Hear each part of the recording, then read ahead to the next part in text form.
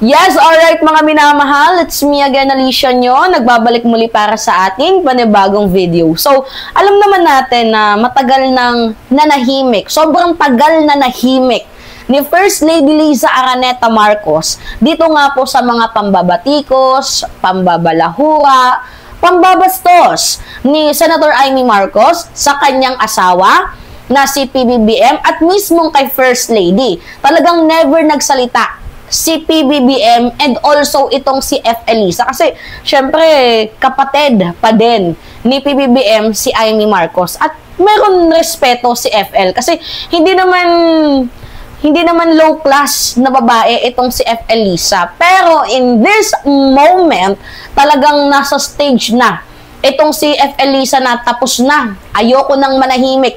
Gusto ko nang magsalita.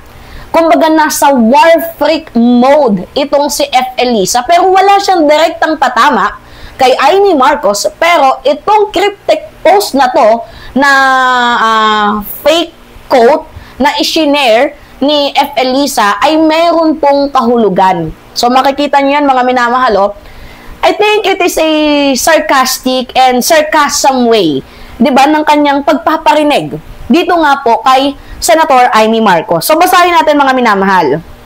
Sabi ni F. Elisa, unang quote dyan is, speaking of fake news, yung quote na yan is hindi totoo, fake news. Pero ang sabi niya, welcome to the entertainment, Pinoy style. So, kung babasahin natin tong post na to, ang sabi ni FL, I won't argue with you anymore. Pero ulitin ko, itong shinare ni F. Elisa, mga minamahal, ay hindi totoo. So, galing lang po ito sa fake quote na ginawa sa kanya. Pero, ni-repost niya ito and I think there's a meaning. There's a lot of meaning dito nga po sa isang post na to. Like parang fake news to, pero bato-bato ka na lang sa langit, matamaan ka sana. So, sabi dito, because after all, you're my husband's sister and I respect Mommy Imelda. Pero yung mga statement mo, fake. Kasing fake ng mukha mong retokada. So, sabi dito ni FL Araneta Marcos. Pero paglilinaw niya, speaking of fake news, welcome to the entertainment Pinoy style. So, makikita nyo mga minamahal na walang pagdi-deny si F. Elisa na, oy, hindi ko to post, pero sinabi niya lang na fake news to. Like, parang naging bully dito sa part si F. Elisa kasi deserve naman talaga ni Amy Marcos na mabully. Gawa nga ng tingnan ninyo, siya yung nangunguna, yung tipong mangunguna ka, tapos pag ginantihan ka, galit na galit ka. 'Di ba? At ang pinakamasaklap mga minamahal, hindi nagalit dito sa F. Elisa, hindi siya nagwala, 'di ba? Hindi siya naglabas ng essay. Kumbaga parang sinasabi niya na, speaking of fake news, welcome to the entertainment, Pinoy style. Yung kanyang linya mga minamahal, nasa level 100 ng sarcasm mode. Ang galing mo dyan, F. Elisa. Boom! Na-boom mo itong si Babalina. And then ngayon, si Babalina, after few hours, nag-share din ng fake quote. Pero may halong denial, mga minamahal. Anyway, eto. Tingnan natin yung shinare ni Amy. Kay F. Elisa, 19 hours ago. Kay Amy Marcos, 11 hours ago. Sabi dito, I did not post this. Thanks. So, nasa denial mode. Hindi ako nag-post nito. Diba? Denial si Amy. Pero ang sabi dito, yes, don't argue with me. You should thank me. Ipinilit kita sa kapatid ko kahit maganda lahat ng ex niya. Ikaw ang pinaka-ugly with biggest tummy full of and wine and photos na edit pero ang hair follicle test hindi nare-retoke. Do you think mga minamahal, totoo kaya yung awayan nila? 'Di ba? Hindi naman nagpatalo itong si Amy Marcos, pero yung kanyang comeback halatang tawag dito, yung kanyang comeback nag-reply siya sa isang cryptic post din ni F. Elisa. Okay, sige, sabihin na natin na nasaktan itong si Amy Marcos sa pagiging retokada. Nasaktan, 'di ba? Mga minamahal.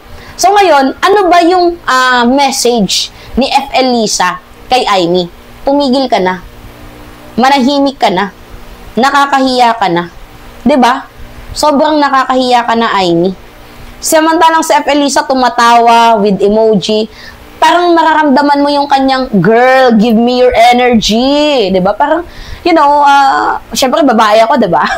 Mga minamahal, babae ako. So, nararamdaman ko yung kanilang body language, 'di ba? Dito nagkatalo, mga minamahal. Hindi sa ganda, kundi sa kapangyarihan at kundi sa wit and class banter. Si F. Elisa with class. Si Aimee Marcos, napaka-downgrade, napaka-low class. Kasi si F. Elisa, bihira lang po yung magsalita. At pag nagsalita po yan, literal na checkmate ka. So, yung caption nga ni F. Elisa na welcome to the entertainment Pinoy style, ano yun translation yan, mga minamahal na, Aimee, girl, di kita papatulan, pero thank you sa free entertainment mo, ha. Parang gano'n yung ibig sabihin ni F. Elisa. 'Di ba? At ang pinakapatama diyan, hindi niya binanggit ang pangalan ni Aimee. Hindi niya kailangang banggitin or sumigaw. Talagang hindi siya nagpaka-drama queen. Hindi katulad kay Aimee Marcos, 'di ba, na sa post 'di ba, na gumagamit daw, nagbabato daw si F. Elisa, 'di ba? Todo paliwanag. Hindi ko din po pinost yan. So makikita niyo na napaka-low class ng atake ni Aimee Marcos, yung kanyang response, 'di ba? So, si F. Elisa, chill, 'di ba? Si Aimee, nasa panic mode.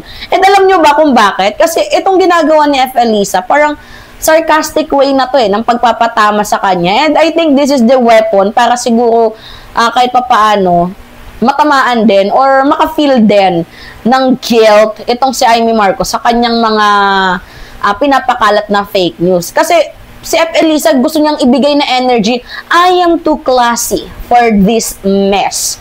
Parang ganun yung gusto niyang ibigay na energy kay Aimee. 'Di ba?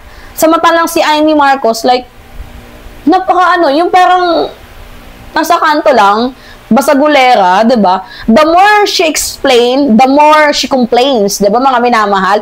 And the more she reacts, the more na lumalabas, natalo itong si Aimee Marcos dito nga po sa banatan. Kaya mga minamahal, real talk lang ha. Kapag may mga fake quote cards na lumalabas, may gustong lumalabas na bangayan sa Marcos family. 'Di ba? Pero guess what? Nag-backfire. Kasi imbis na magmukhang kawawa si F. Elisa dito, lalo siyang nagmukhang matatag, matalino, merong kahit papanong level of pagiging war freak mode, parang na-activate na, pero in a classy way.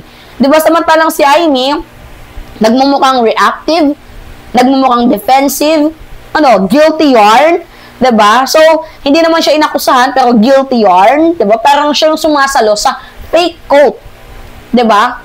Na patutsada, na sinabing fake news ni F. Elisa. Parang bato-bato sa langit, matamaan ka sana. Ganon yung atake. So, hindi binarat ni F. Elisa, pero nabarat si Aimee.